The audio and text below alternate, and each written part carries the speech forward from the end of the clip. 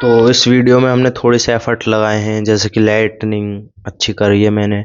Lightning के लिए मैंने अपनी स्टडी टेबल लगा रखी है और ट्राईपोड में कैमरा है और माइक है। तो अभी ना तो मेरे व्यूज़ आ रहे हैं ना मेरे सब्सक्राइबर बढ़े हैं, बस मेरा फोकस इन चीज़ों पे नहीं है। मेरा फोकस है अपनी कम्युनिकेशन स्किल को अच्छा करना, कैमरे के आगे बोलने की जो स्किल है उसको अच्छा करना, थोड़ा सा लाउड बोलना। पहले मैं इतना धीरे बोल रहा था और इतना समझ समझ के बोल रहा था बहुत ही ज़्यादा, लेकिन अब देखो 5वीं 6ठी वीडियो में मैंने बहुत ज़्यादा इम्प्रूव कर लिया है। और थोड़ा सा स्लो बोलना है और अपने फेशियल एक्सप्रेशन को अच्छी तरीके से दिखाना। जो बात आप कहना चाहती हो उसको 50% अपने फेस से ही कह दो, ठीक है। इससे आपकी कनेक्टिविटी अच्छी बनेगी।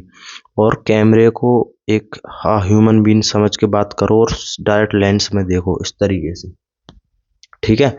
तो आज हम बात करने वाले हैं कंसिस्टेंसी के बारे में। तो कंसिस्टेंसी का मतलब बहुत लोग समझते हैं कि सेम इंटेंसिटी से डेली वर्क करना। जैसे कि आज मैंने 6 घंटे काम करा तो कल भी 6 घंटे, परसों 6 घंटे, लगातार 300 दिन 6 घंटे, पूरी साल 6 घंटे। क्या ये सच में पॉसिबल है? अपने आप से पूछो। जो आदमी पूरे हफ्ते में 6 घंटे काम करता है वो डेली 6 घंटे, वो भी सातों दिन काम कर सकता है। एलोन मस्क की बात छोड़ दो क्योंकि वो जीनियस 1% में पहुंच जाती हो। अभी आप कुछ भी नहीं हो तो आपको थोड़ा इम्प्रूव करना पड़ेगा अपने आप को। वो सालों से करते हुए आ रहे हैं तो उनकी एक हैबिट बन गई है और हैबिट के लिए आपको एक्सटर्नल फोर्स नहीं लगानी पड़ती। यही हैबिट की एक खासियत होती है। तो लेट मी वेरी क्लियर, अगर आपको कंसिस्टेंट रहना है सबसे पहले आपको अपना वाई क्लियर होना चाहिए कि मैं इस काम को क्यों कर रहा हूँ। अगर आपका वाई क्लियर नहीं है तो आप कितनी भी कोशिश कर लीजिए, आप कभी डिसिप्लिन और कंसिस्टेंट नहीं रह पाएंगे अपने काम में। जैसे कि मेरा दोस्त है फॉर एग्जांपल, उसने मुझसे कहा था कि यार मुझ पर सुबह 5 बजे नहीं उठा जाता, फलाना ढिमकाना। मैं बहुत कोशिश करता हूँ, अलार्म लगाता हूँ 5 बजे का, उसको स्नूज करके सो जाता हूँ। ये मेरे साथ डेली होता है। तो मैंने उससे पूछा कि तुझे क्यों उठना है 5 बजे? तो उसने कहा मुझे 5 बजे उठना है, बस मुझे अच्छा लगेगा और मुझे काम भी करना है। मैंने कि क्यों करना है काम, क्या रीज़न है ऐसा?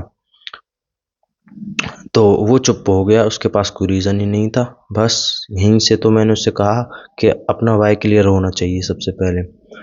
तो इस तरीके से आप सबसे पहले अपना वाई क्लियर करो और अपने जो जो भी आपका टारगेट है, जैसे मान लीजिए या आप यहाँ पर हो, इस जगह पर आपका टारगेट ये है और आपको टारगेट ए से बी तक जाने में जो जो काम मोस्ट इम्पोर्टेंट है कि ये तो मुझे करने ही पड़ेंगे। जैसे कि मान लीजिए आपको अपनी फिजिक बनानी है, बॉडी बनानी है, तो सबसे पहला काम है अपनी बॉडी को थोड़ा सा प्रेशर देना, थोड़ा वेट से या किसी भी तरीके से जिम में जाके। फिर दूसरी चीज़ है स्लीप, फिर तीसरी चीज़ है डाइट, इस तरीके से। फिर चौथी चीज़ है, फिर आपके दिमाग में चौथी चीज़ कंसिस्टेंसी आनी चाहिए। तो मान लीजिए अगर आप जिम नहीं गए, आपके पास जिम जाने के पैसे नहीं है, तो आप पुशअप और पुलअप मारो ना, उससे भी तो आपकी मिलेगी। और डाइट सबसे मोस्ट इम्पोर्टेंट थिंग, ये तीन है, डाइट और आपका एक बॉडी को वो चाहिए स्टिमुलेंट हल्का सा, और आपकी स्लीप। अगर आप ये तीन चीज़ों को लेके चलोगे तो आपकी बॉडी बन जाएगी। अब कुछ लोग पता है बहाने मारेंगे कि नहीं यार मैं नहीं जा रहा जिम, मुझे तो साइकिल नहीं है मेरे पास वो नहीं है। वो इस चीज़ को नहीं समझते कि मैं घर भी तो कर सकता हूँ। तो इसी तरीके से आपको 3 पॉइंट चूज़ करने हैं अपने ए से बी जाने के लिए, जो मोस्ट इम्पोर्टेंट है वो आपको करने पड़ेंगे। उनको एक कागज़ पे लिखो और अपनी दीवार के सामने चिपका लो। उसको चिपकाने के बाद आपको डेली उठते ही बिना खाना खाए पिए, बस आपको उठते ही वाटर पीना है और उस काम को, जो आपने मोस्ट इम्पोर्टेंट 3 काम लिखे ना, उसको करने बैठ जाओ बस। और उनमें से 2 काम हो जाएं जब ही उठना है खाना खाने के लिए। पर हाँ उठो, मतलब टॉयलेट वगैरह इमरजेंसी है तभी उठना है, वैसे नहीं कि चलो फ़ोन चला लेते हैं उठ के या कुछ खा लेते हैं, नहीं। क्योंकि खाने से आपको डोपामिन मिलेगा, अगर आप, और आपके ब्लड में लिमिटेड अमाउंट ऑफ डोपामिन होता है ना।